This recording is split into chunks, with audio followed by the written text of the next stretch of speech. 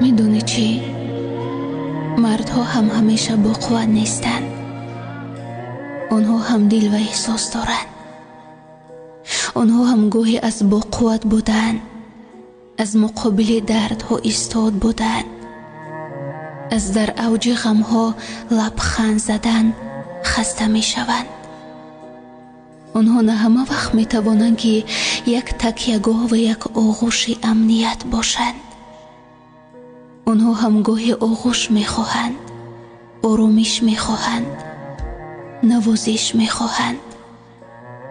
گاهی باید نازشان را برداشت، گاهی باید آرامشان کرد، گاهی باید آغوششان کشاد و تو گوششان گفت غمگین نباش، من با تویم، همه‌اش خوب می شود.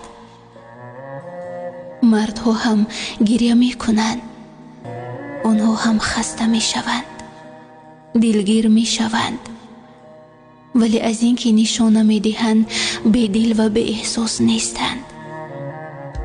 آنها هم گاهی مثل ما زنها یک مهربانی و یک محبت و یک آغوش می خواهند تا آرامش یابند. آخر مردها هم انسانند.